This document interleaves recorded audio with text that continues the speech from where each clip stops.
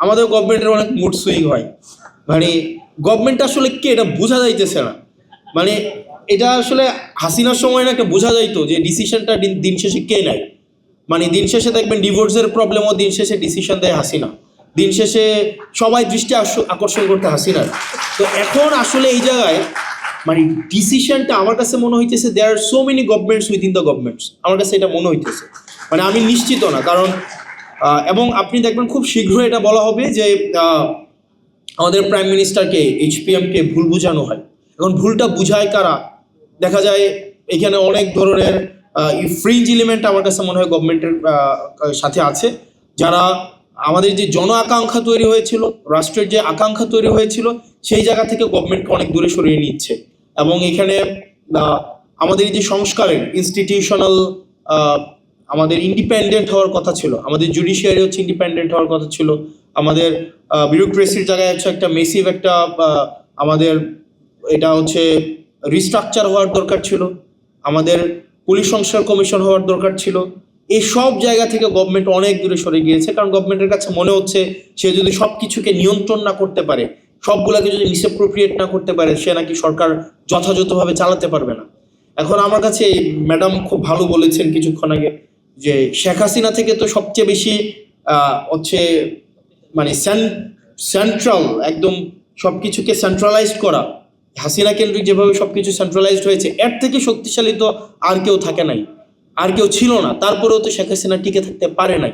এখন গভর্নমেন্টের মাথার মধ্যে যদি এটা এখন হয় যে আমাকে সবকিছুই নিয়ন্ত্রণ আমার লাগবে, সবকিছুই আপনার হচ্ছে তারেক জিয়া এসে সমাধান করতে হবে।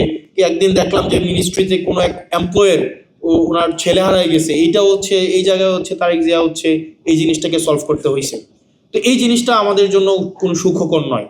এবং ওই দিন জনাব সালাউদ্দিন সাহেব বললেন, উনি মানে স্বীকার করলেন, এটা গভর্নমেন্টের একটা দীনতা, উনি স্বীকার করলেন যে আমরা আসলে যে একরকমের এটা ওনাদের হচ্ছে সংস্কার নির্বাচন হওয়ার জন্য ওনারা তখন যা বলেছে সেটা মেনে নিয়েছে, মানে যা বলেছে সেটা মেনে নিয়েছে, শুধুমাত্র নির্বাচনটা যেন হয়ে যায়। এবং এটা এক ধরনের এর থেকে ভণ্ডামি, মানে উনি একটা সংসদের মধ্যে দাঁড়িয়ে উনি ওনার ভণ্ডামি, উনি ওনার হিপোক্রেসিকে জাতির সামনে প্রকাশ করছেন যে আমরা স্বীকার করে নিচ্ছি যে নির্বাচন যেন কোনোভাবেই পিছানো না হয়, সেজন্য আমরা একরকমের করেছি মুঘলের হাতে, খানা খেতে হবে একসাথে, এইভাবে হচ্ছে আমরা নির্বাচনটাকে মেনে নিয়েছি।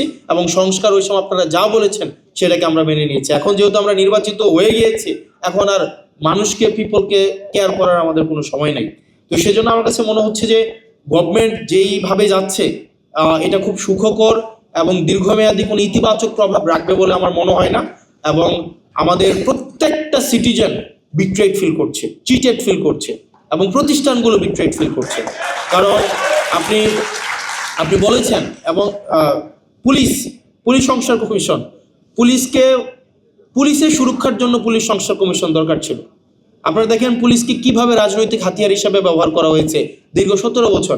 ভাই পুলিশই তো মানুষ, সে মানুষ না, তার তো নিজস্ব হচ্ছে প্রোটেকশনের দরকার আছে। কিন্তু আপনি দেখেন আবার পুলিশের পোস্টিং, আবার হচ্ছে পুলিশের প্রমোশন, আবার পুলিশের পদায়ন, সবগুলাকে হচ্ছে আপনার মন্ত্রীর ইচ্ছার মধ্যে আপনি রেখে দিলেন। আবার আপনি দেখেন আপনার বিচার বিভাগের আপনার হচ্ছে সংস্কারটা হয় নাই। এখানে সেক্রেটারি, ওই দিন আইনমন্ত্রী সংসদে দাঁড়াইয়া উনি অনেকগুলা সত্য উনি চেপে গিয়েছেন, এবং উনি অনেকগুলা অসত্যের অবতারণা করেছেন কাব্যিকভাবে, এবং খুবই মানে এত মানে এইভাবে লাই বলতে পারে, এটা আমার কাছে খুব অবাক হয়েছে। উনি বলেছেন পোস্টিং প্রমোশন পদোন্নতির এটার কোনো এখতিয়ার নাকি আইনমন্ত্রীর নাই।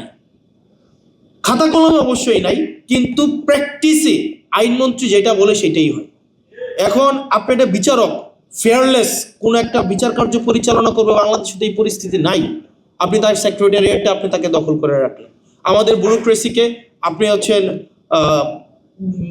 স্ট্রাকচারাল রিফরমেশন আনলেন না, এবং এটা না আনার কারণে যেটা হয়েছে, পুরা জাতির প্রত্যেকটা ভোটার, ইভেন বিএনপিকে যারা ভোট দিয়েছে তারাও প্রতারিত হয়েছে, তারাও নিজেরা চিটেড ফিল করছে।